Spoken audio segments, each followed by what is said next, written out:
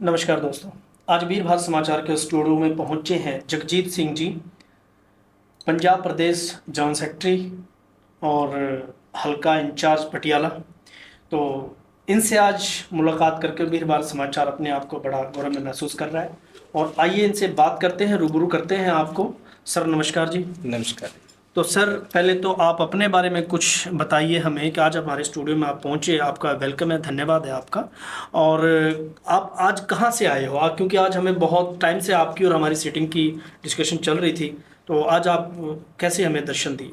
सब तो पहला तो मैं वीर भारत समाचार के संपादक सभी पत्रकार भाइयों का और इनके शुभचिंतकों को सत श्री अकाल, जय भीम, जय भारत आखना और धन्यवाद करना कि आप लोगों से मिलने का मौका मिला। जी थैंक यू सर। और आज का मेरा जो आने का कारण है कि जो बहुजन समाज पार्टी के संस्थापक जी मान्यवर साहब श्री कांशीराम साहब, उनकी 17वीं जो वर्षी है परिनिर्वाण दिवस है वो 9 अक्टूबर को पूरे देश में मनाया जा रहा है। जी और बहुजन समाज पार्टी की राष्ट्रीय प्रधान बहन कुमारी मायावती के आदेश के अनुसार जी पंजाब में भी बहुजन समाज पार्टी पंजाब के अध्यक्ष डॉक्टर जसवीर सिंह गढ़ी की अगुवाई में होशियारपुर रोशन ग्राउंड विखे 9 अक्टूबर को मनाया जा रहा है। उस प्रोग्राम की तैयारी के लिए जहां मैं पार्टी स्टेट का महासचिव हूं, वहीं पार्टी लोकसभा हल्का पटियाला का इंचार्ज हूं, जो आज डेराबस्सी के गांव में उस रैली के संबंधी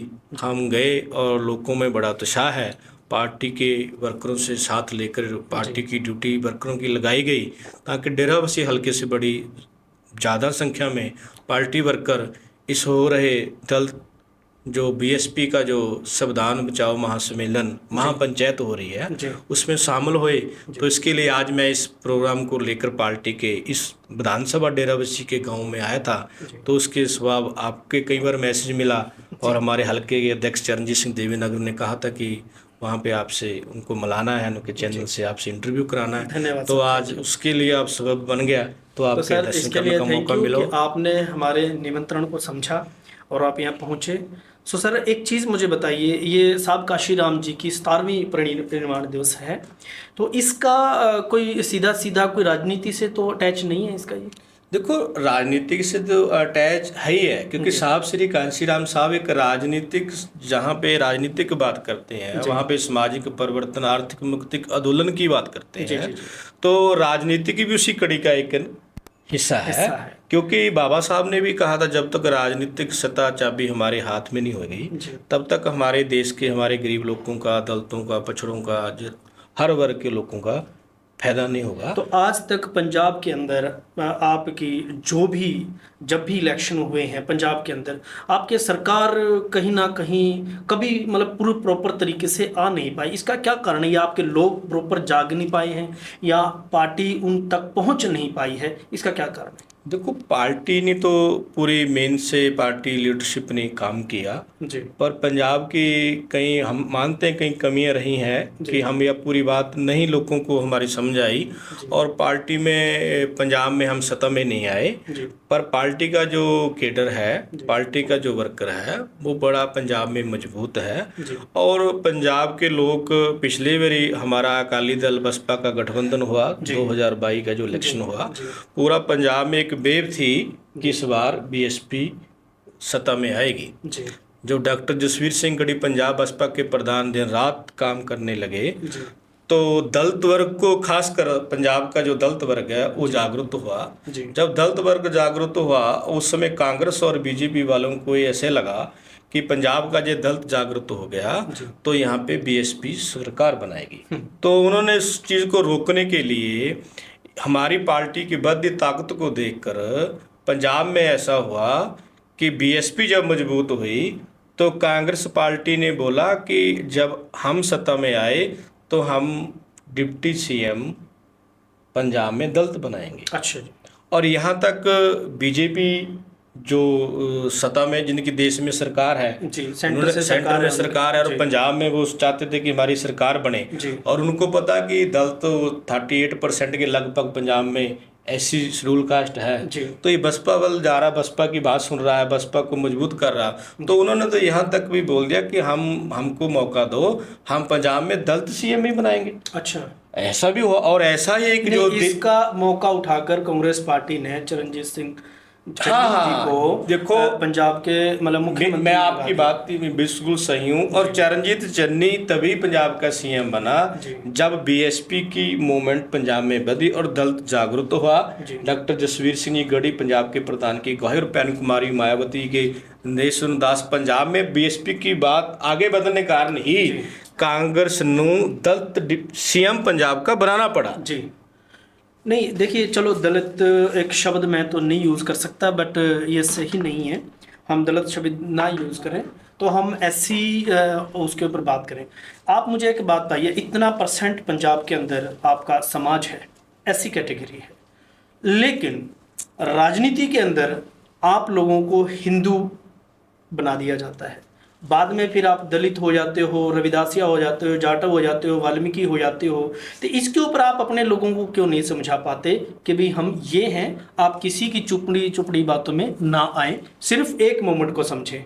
देखो ये बात हमारे जो जिनकी हम 9 तारीख को बरसी मनाने जा रहे हैं, मान्यवर साहब श्री कांशी राम साहब और उनके उत्तरी अधिकारी जो हमारी नेशनल प्रेसिडेंट बहन कुमारी मायावती, ये हर समय हमको रैली में कैडर के जरिए, कभी प्रेस के जरिए ये बात कहते रहे हमारे लोगों को, हमको आपस में भाईचारा बनाकर रखना चाहिए। और जो ये वर्ण व्यवस्था है, जाति आधार पर तोड़े गए लोग हैं, हम इनको जोड़कर एक माला बनाना चाहते हैं, ताकि सतह से दूर लोग तभी हुए जब इनको जात और मजहब में बंटा गया। और साहब ने ये सोच हमेशा कांग्रेस पार्टी की और जो हमारे देश में सत्ता में रही, उनकी सोच थी कि इन लोगों को मजहबों में, धर्मों में, छोटी छोटी जातों में बांटकर इनका आपसी भाईचारा खत्म कर दिया जाए। और बहुजन समाज पार्टी की ये विचारधारा है, हम किसी जाति के खिलाफ नहीं, किसी धर्म के खिलाफ नहीं, अब सभी धर्म का यहाँ सत्कार करते हैं, क्योंकि जो देश का संविधान है वो सभी का सत्कार करता है। और बहुजन समाज पार्टी भी उसी विचारधारा को लेकर। संविधान का जिक्र किया तो मैं संविधान की तो अभी देश के अंदर अजीब सी एक उधेड़-बुन चली हुई है कि संविधान चेंज होगा, संविधान चेंज होगा, नया सदन बना है तो नया संविधान आएगा। तो आपको लगता है कि नया संविधान आता है तो ये व्यवस्थाएं ऐसे ही बनी रहेंगी, या बहुजन समाज पार्टी इसके ऊपर क्या स्टैंड ले रही है? देखो, भारत के लोग तो भारत के संविधान को मानते ही हैं कि ऐसा संविधान कहीं देश में नहीं। अच्छा। और ये तो वर्ल्ड के लोग मानते हैं, अमेरिका कनाडा वर्गी कंट्रियां कहती हैं कि जो भारत का संविधान है एक पूजन योग ग्रंथ है जी, बिल्कुल, जिसके साथ जिसको पढ़कर जिसकी विचारधारा मानवता की है, सब भाईवाल की है और प्यार की है, साझीवालता की है। तो हम ऐसे संविधान को बदलने की बात वो लोग करते हैं जो लोग सदियों से संविधान का सहारा लेकर।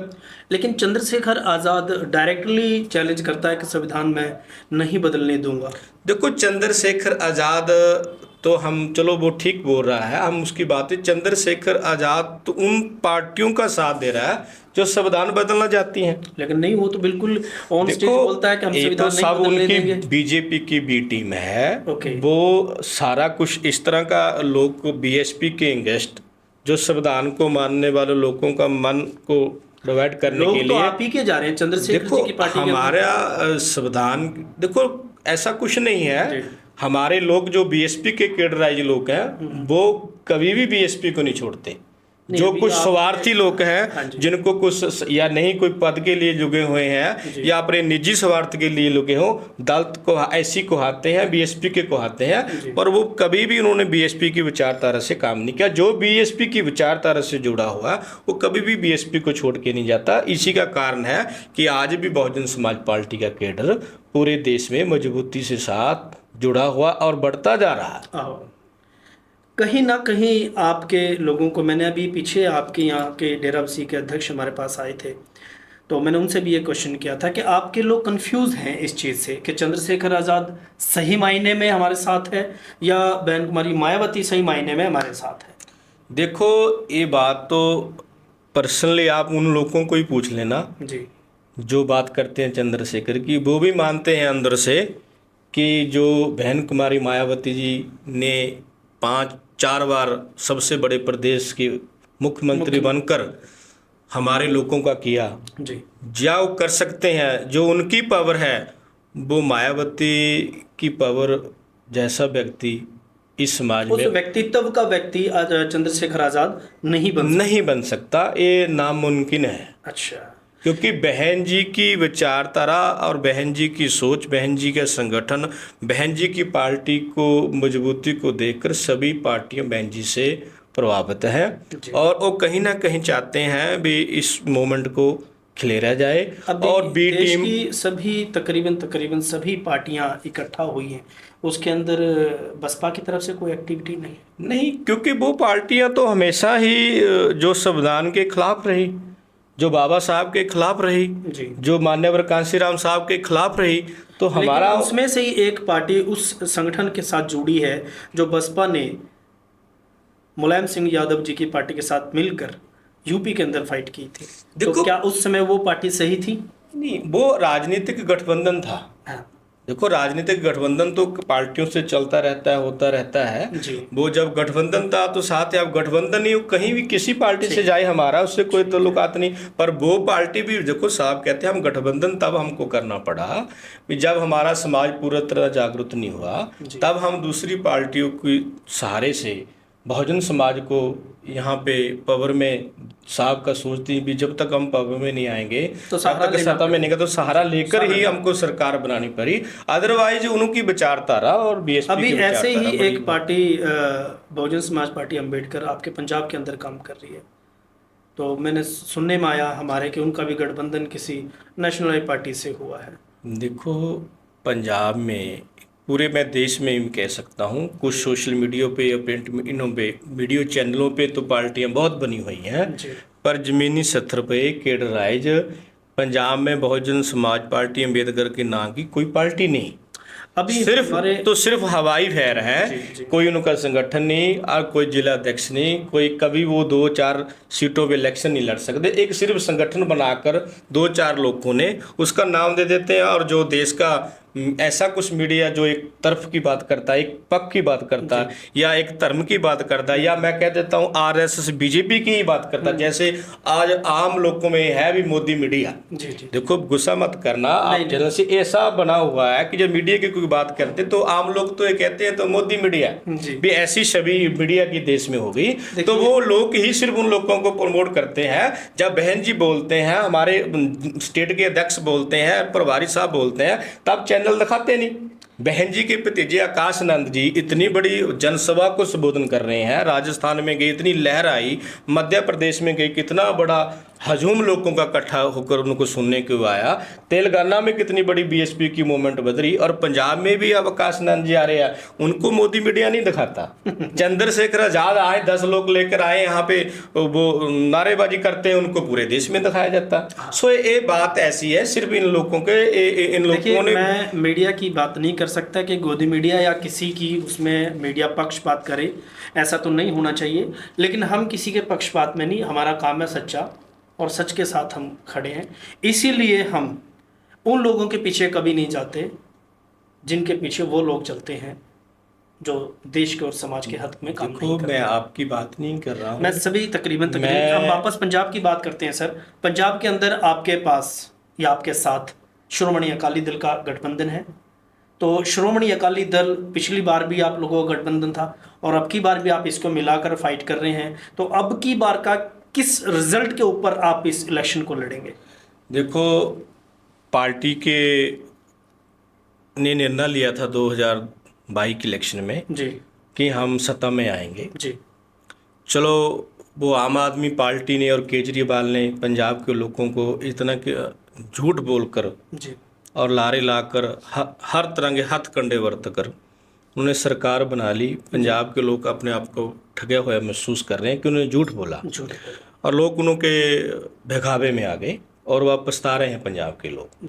और बीएसपी का ये लक्ष्य था 2022 में भी कि हम सत्ता में आएंगे, और सत्ता में नहीं आए, पर हमारा गठबंधन और बीएसपी इतनी जरूर मजबूत हुई, जहां वोट प्रतिशत बढ़ा, वहाँ पे 25 साल बाद बीएसपी का नवांशहर जनरल सीट से खाता खोलकर वहाँ का विधायक जीत कर पंजाब की विधानसभा में आया, जहाँ पार्टी रोड ज़मीनी स्तर पे काम कर रहे हैं, वहाँ हमारा विधायक पंजाब के लोगों की, गरीब लोगों की, पछड़ों की, मुलाजिमों की आवाज़ पंजाब की विधानसभा में उठा रहा है। तो ये बहुत बड़ी प्राप्ति हुई कि हमारा विधायक 25 साल बाद बीएसपी का एक सीट जीती।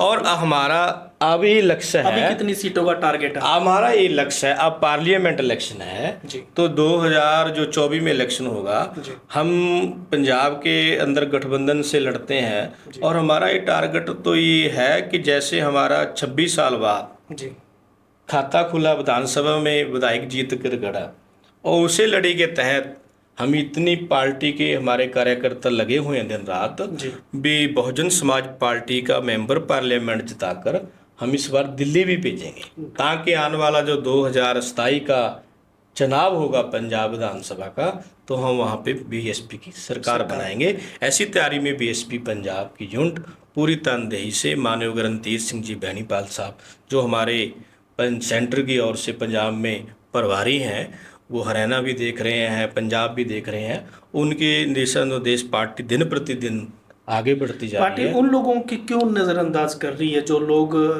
काफ़ी सालों से पार्टी के साथ लगे हुए? कुछ अभी चंडीगढ़ में ऐसा ही कुछ देखने को मिला कि पार्टी के प्रदेश अध्यक्ष को पार्टी से निकाल दिया। देखो, पार्टी की हमारी नेशनल नेता बहन कुमारी मायावती ने पिछले दिनों में प्रेस कॉन्फ्रेंस ओपनली भी एक नारा लगाया और हमारे पंजाब के प्रधान डॉक्टर जसवीर सिंह गढ़ी ने भी एक अपील की कि जो पुराने वर्कर हैं जो कुछ कारण करके या नाराज हो गए या कोई कमियां कारण पार्टी में काम नहीं कर रहे या पार्टी छोड़कर चले गए या किसी पार्टी में चले गए या घर बैठ गए, हम उनको निवेदन करते हैं कि आप सभी मतभेद छोड़कर बीएसपी में आओ ताकि आने वाले समय में बीएसपी आपको मान सम्मान देगी और हम सत्ता में आएंगे। पर कुछ स्वार्थी लोग होते हैं जिन लोगों का पार्टी के लिए और समाज के लिए कोई लेना देना नहीं होता, अपने निजी स्वार्थ के लिए, अपने निजी नाम के लिए, अपने लिए वो काम करते हैं, नाम पार्टी का बरतते हैं, समाज का बरतते हैं, पर एक लिमिटेड कंपनी, एक संगठन बना के बैठ जाते हैं जो लोग सिर्फ जब इलेक्शन होती है तो दूसरी पार्टियों से कुछ पैसा या कुछ लालच लेकर वो बीएसपी को छोड़ के बीएसपी को बदनाम करते हैं कि बीएसपी हमको इग्नोर कर रही है, जबकि ऐसा नहीं। बीएसपी एक मान सम्मान का प्लेटफार्म है, सभी को मान सम्मान देती है। और जब हम मान सम्मान की बात करते हैं, मान सम्मान और बीएसपी से बिना कभी भी किसी इस समाज को किसी ने मान सम्मान नहीं दिया, तो हम उन लोगों उन पार्टियों को तो विरोध नहीं करते जिन्होंने कांग्रेस ने, बीजेपी, आरएसएस ने सदियों से आज भी हमारे समाज के साथ अन्याय, अत्याचार, जुल्म जास्ती कर रहे हैं, सत्ता में है, सरकार में है, जिनका विरोध करना चाहिए वो लोग उनका विरोध नहीं करते और खासकर बीएसपी की बहन कुमारी मायावती जी का विरोध करते हैं जो हमारे हक के लिए लड़ रहे हैं। तो यहाँ से पता लगता है कि वो लोग दूसरों लोगों की शय पर चलते हैं, जो विरोधी का विरोध नहीं करते, अपने का विरोध करते हैं, तो वो लोग स्वार्थी लोग हैं बहुजन समाज पार्टी के, और बहुजन समाज के लोगों से उनका कोई लेना देना नहीं। अभी देश के अंदर काफ़ी उधेड़-बुन चलती रही, या संविधान को लेकर या देश के नाम को लेकर, और या फिर देश को हिंदुस्तान बनाने के ऊपर, लेकिन आपकी पार्टी के सुप्रीमो बहन कुमारी मायावती जी की एक भी टिप्पणी नहीं है, ना ही आपके कार्यकर्ताओं की, ना ही आपके प्रदेश अध्यक्षों की। देखो, पहली बात आपने संविधान बदलने की बात की जी, मैं पहले मेरा इस सवाल बीच में रह गया था जी। देखो, हमारे वही बात कर रहे हैं ना, अभी चैनल नहीं दिखाते जी। हमारी नेता बहन कुमारी मायावती ने स्पष्ट बोला कि संविधान बदलने की बात तो बहुत दूर की है जी, संविधान का इन्होंने कोमा भी बदलने की कोशिश की। हम लोग इनका संविधान बदलने वालों का दिल्ली में रहना नामुमकिन होगा, नक्शा बदल देंगे। और बहन जी ने तेलंगाना में एक चुनावी जनसभा को बोला जी कि ये संविधान बदलने की बात कर रहे हैं, मैं अपने समाज को इतना मजबूत करके चुनाव लड़ूंगी। तो मैं इनका भी भारत समाचार के अंदर पहुंचने के ऊपर हार्दिक अभिनंदन, स्वागत करता हूँ। सर नमस्कार। नमस्कार, आपका भी बहुत बहुत धन्यवाद। जय भीम, जय भारत।